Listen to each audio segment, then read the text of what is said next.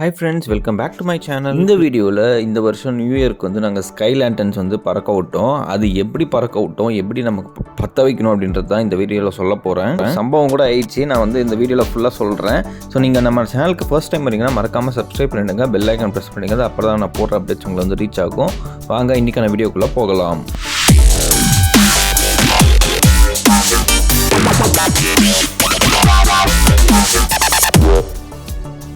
போன வருஷம் new year வந்து நாங்கள் பெங்களூரில் வந்து எப்படி செலிப்ரேட் பண்ணாங்க அப்படின்ட்டு மாடியிலேருந்து பார்த்துட்டு இருந்தோம். ஸோ இந்த வாட்டி நம்ம வந்து ஸ்கை ஷாட் சொல்லலாம் அப்படின்னு யோசித்தோம். ஆனால் வந்து கடை எதுவும் கிடையாது.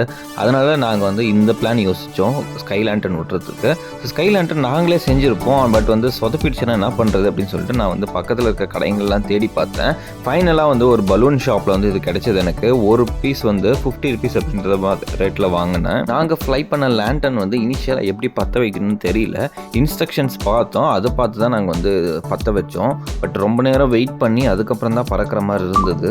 இந்த ஸ்கை லேண்டன் ப்ராடக்ட் வந்து அமேசானில் கூட கிடைக்கிது, நீங்கள் வாங்கி கூட யூஸ் பண்ணிக்கலாம். குழந்தைங்க யாராவது இது வந்து ஃப்ளை பண்ணணும் ஆசைப்பட்டீங்க அப்படின்னா பேரண்ட்ஸோட ஹெல்ப் எடுத்துக்கோங்க கண்டிப்பாக. பிகாஸ் வந்து ஃபயர் ரிலேட்டட் வந்து சுற்றி வந்து இந்த மெட்டீரியல் எல்லாமே பேப்பர் மெட்டீரியல் தான், வெரி லைட்டாக இருக்கும். காற்று அடிச்சதில் வந்து அந்த அனல்லே வந்து பற்றிக்க கூட வாய்ப்பு இருக்குது, உஷாராக பண்ணணும். நாங்கள் 2 ஸ்கை லேண்டன் வாங்கியிருந்தோம். ஒன்று வந்து ஆரஞ்சு கலர், இன்னொன்று வந்து க்ரீன் கலர். ஸோ இப்போ பார்த்துட்டு இருக்கிறது வந்து க்ரீன் கலர். நாங்கள் வந்து அதை கொளுத்தி விட்டு அதுக்கப்புறம் அது பறக்க ஸ்டார்ட் ஆகிற மாதிரி இருக்கும்போது தான் நான் வந்து எடுத்துகிட்டு வந்து வெளியே விட்டுட்டேன்.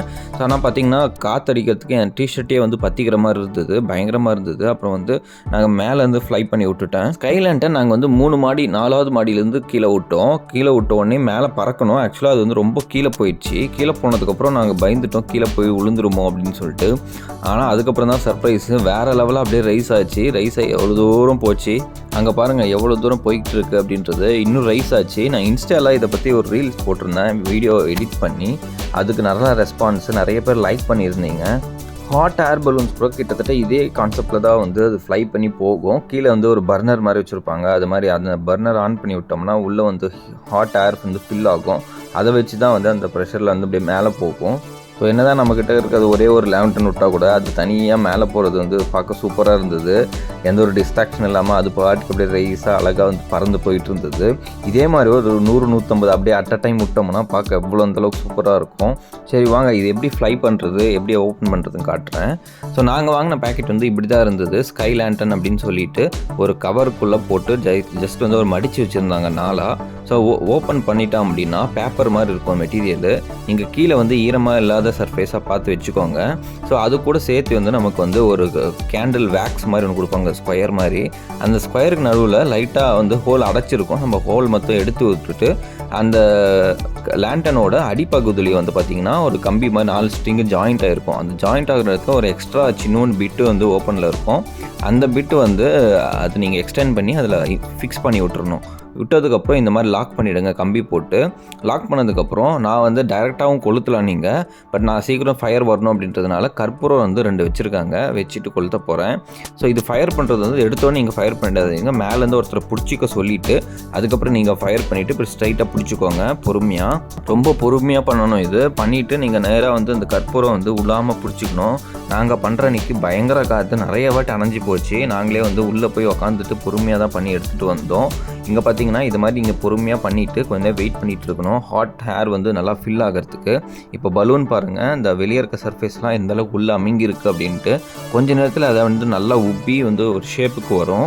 கண்டிப்பாக நீங்கள் வந்து ஒரு 3 to 5 minutes வந்து இது வந்து ஹோல்ட் பண்ணிகிட்டே இருக்கணும்.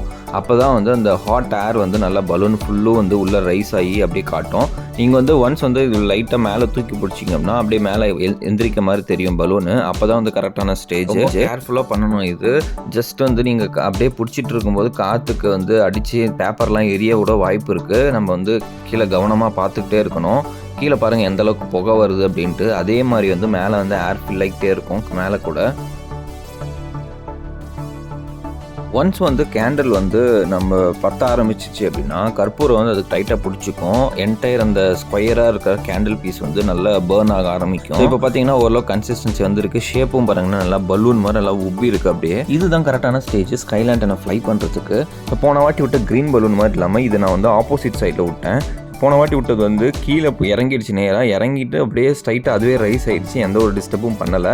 பட் இந்த பலூன் வந்து கீழே போய் விழுந்துட்டு கீழே போனதுக்கப்புறம் அந்த பக்கத்து வீட்டில் இருக்கிற மெட்டல் ஷீட் ரூஃப் மேலே வந்து அது உக்காந்துருச்சு. உக்காந்ததுக்கப்புறம் நேராக காத்தடிச்சதுனால வந்து நேராக அதோட ரூம் இருந்தது, அதுக்குள்ளே புகுந்த பார்த்துச்சு. அந்த ரூமுக்கு வெளியே துணியெல்லாம் வேறு காய போட்டிருந்தாங்க. பயந்துட்டேன், வேகமாக ஓடி போய் நான் வந்து அது காலில் அமைக்கி ஆஃப் பண்ணிட்டேன். ஏதாவது நியூ இயர் அதுக்கு நம்ம கொண்டாடலாம் அப்படின்னு சொல்லிட்டு சந்தோஷமாக இது பண்ணால் கூட ஏதாவது ஒரு இந்த மாதிரி நடக்கும். அதனால வந்து உஷாராக அது யாருமே இல்லாத இடத்துல இந்த மாதிரி ஃபயர் ஆக்டிவிட்டீஸ் பண்ணுங்க. ஃப்ரெண்ட்ஸ், இந்த வீடியோ உங்களுக்கு பிடிச்சிருக்கும்னு நினைக்கிறேன். மறக்காம நம்ம சேனலை சப்ஸ்கிரைப் பண்ணி வச்சுக்கோங்க. இன்னொரு சூப்பரான வீடியோவில் உங்களை சந்திக்கிறேன். until then take care from Balaji. Bye by.